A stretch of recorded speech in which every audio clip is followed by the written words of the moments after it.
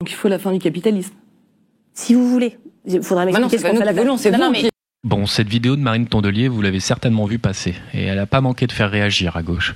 Parce que, oui, si Tondelier est une porte-parole rafraîchissante pour les Verts, le moment où elle se fait interviewer par un journal de gauche, dont les journalistes ont une culture communiste, c'est le naufrage absolu. Alors, si je fais cette vidéo, c'est pas pour moquer ou enfoncer davantage les Verts, mais c'est pour sincèrement répondre à une question parfaitement légitime que j'ai vu se poser beaucoup de monde, et à laquelle Marine Tondelier ne semble pas avoir de réponse. En fait, l'idée de la plupart des gens qui excusent son explication, c'est de dire que, le capitalisme, on sait pas quoi foutre à la place. Et cette confusion est parfaitement normale, parce qu'il est une tâche aussi laborieuse que douloureuse d'essayer de voir le monde avec un autre prisme idéologique que celui qu'on nous impose violemment depuis notre naissance. Je pense qu'il faut commencer par se mettre d'accord sur ce qu'est le capitalisme. Parce que le capitalisme, c'est pas un régime politique. C'est pas non plus la société marchande. C'est pas le progrès technologique ou l'industrialisation de la production. Ce n'est même pas le fait de ne pouvoir expérimenter le bonheur qu'en étant un consommateur. Tout ça, c'est son esthétique. C'est la forme que notre vision du monde doit prendre pour qu'on consente à notre exploitation. Le capitalisme, c'est un mode de production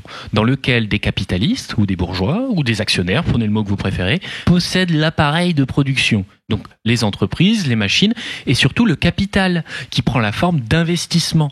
Et ce capital, il est plus important que l'entreprise elle-même. Donc, ce qu'il faut abattre, ce n'est pas la société de consommation, où chacune des activités polluantes, une à une, c'est la capitalisation des secteurs d'activité. Parce qu'un actionnaire, lui, il n'a Dieu que pour son profit. Si demain, détruire une économie régionale en délocalisant, ou foutre en l'air l'environnement ou la santé des gens permet de maximiser ce profit, alors il le fera.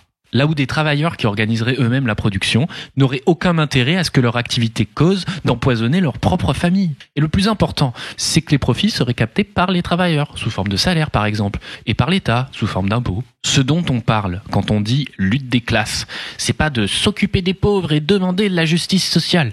On parle de la lutte qui résulte de l'organisation ségrégationniste de notre société entre la classe bourgeoise qui possède le capital et l'appareil de production et la classe des travailleurs qui est subordonnée de force à celle-ci. Parce que les intérêts de classe des dominants sont toujours allés à l'encontre de ceux des dominés. Et les intérêts des dominés, c'est d'avoir une planète vivable, une économie au service de la collectivité, là où les capitalistes ne sont capables de voir que le profit à très court terme et n'ont cessé depuis au moins le début du XXe siècle de nous prouver qu'ils n'étaient capables de rien d'autre. Il y a urgence. On n'en est pas à l'étape de l'histoire où on est les architectes d'un tout nouveau système.